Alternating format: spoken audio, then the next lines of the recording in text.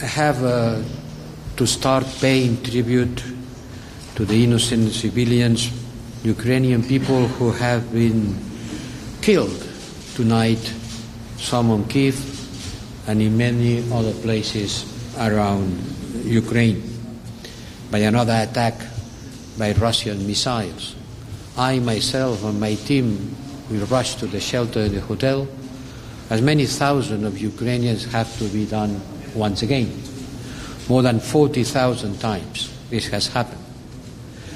And I want to pay tribute to these innocent people and to use this opportunity to say, and you know, how Ukraine remains a priority for us.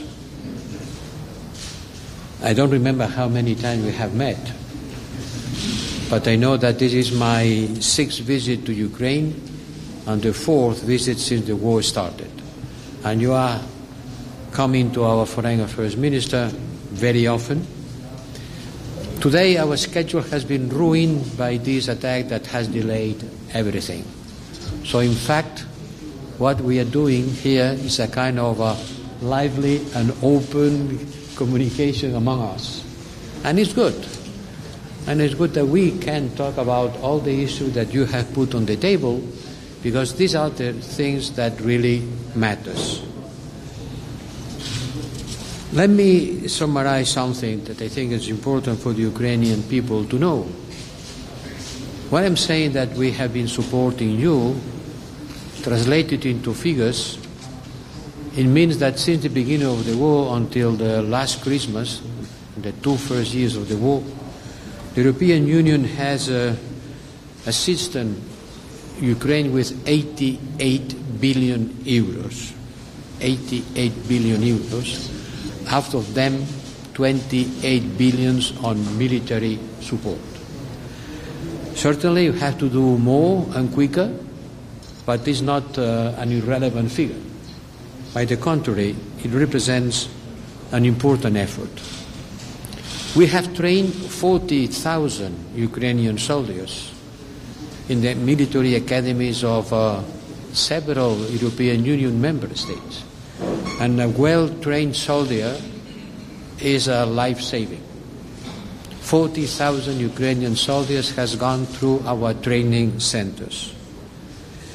We agreed on creating the condition to accelerate the delivery of ammunition and missiles. And it is a work in progress. It's accelerating. And by the end of the year, we will have donated to the Ukrainian Armed Forces 1,155,000 ammunitions. The dynamics is growing up. From March to the end of the year, the target is 631. But as I've been talking with the Prime Minister, you have to understand that the supply is composed by donations and exports. Donation is for free. Export is through a commercial relationship. But if we add up both ways, the figure is much more important. And you are right. We have to make what you have suggested, the creation of a joint endeavor between your industry and our industry, in order to create synergies and you being able to produce at home more. And you are right, and we are doing that. We are giving full priority to the supplies to Ukraine, delaying even the refillment of the stocks of our armies and rerouting the exports to third countries in order to fulfill the priority that Ukraine represents for our defense industry, that has increased its capacity by 40% since the beginning of the year, but the war. Because the Europeans, we were living in a peaceful world, and we believed that we could decrease our army capacities because there was not a war in the horizon. And then suddenly the war came against you, but also against our security. And thanks for remembering that I am in charge not only the foreign policy, but the security policy. And the war against Ukraine is a threat to the security of the Europeans. And we have to behave in solidarity for you not just to show solidarity with a friend, but in our own interest. And this is the thing that Europeans have to understand. That it's not just a matter of generosity, it's a matter of taking care of ourselves. Because your security is our security. And this requires a pedagogical activity from the side of the political leaders of the European Union.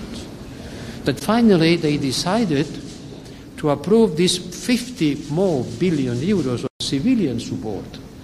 Because if you want to win the war, you have to win the peace. And you have to have a solid state, able to pay salaries, to pay pensions, to make the civil services work, to make the state working in the middle of the war. And this requires financial support as much as military support to win the war.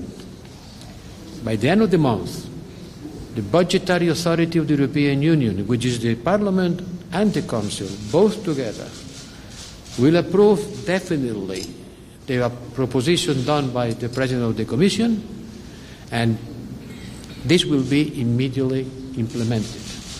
And I hope also that by the end of the month, we will be able to reset the European Peace Facility in order to continue supporting you, not by destocking the previous military capacity that we had before the war, but to create new capacity, new orders, creating synergies between your industry and our industry.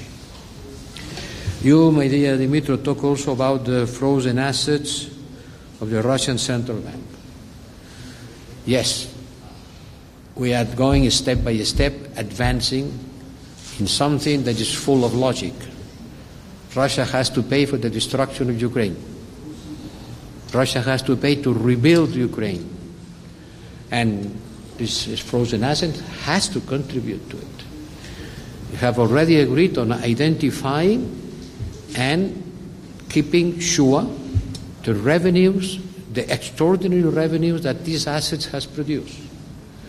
And I am working hard in order to get an agreement in order to relocate these revenues to the European Union budget and to be used to support Ukraine. But since you are the Foreign Affairs Minister and me too, I am in charge of the foreign policy, let's talk about how the rest of the world perceives this war. And yes, we have to make a bigger effort in order to increase the support to the Ukraine's peace formula presented by President Zelensky, which is the only proposal in town, the only serious proposals to put on the table to look for peace, in front of Russia, who is saying that they don't know where their limits are. We have to get the support of the rest of the world for this future global peace summit that has to take place immediately before the European elections. We have to work on the accountability in order to make Russia responsible for the crimes and atrocities committed against Ukrainian people.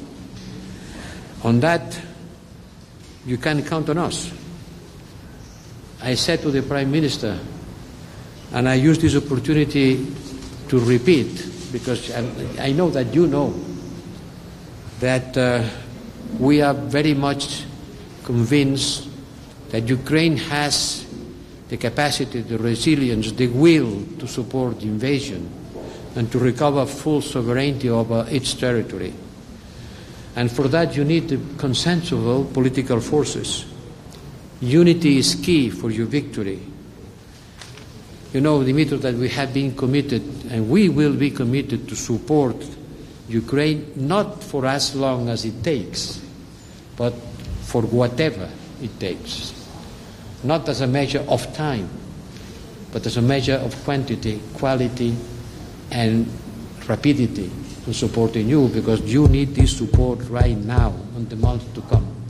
Not for as long, but for how much, for whatever it takes.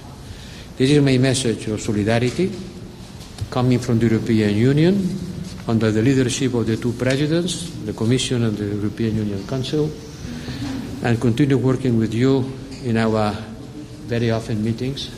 Thank you for this opportunity of having an open discussion in front of the press. Thank you, Excellencies. Let's take a few questions.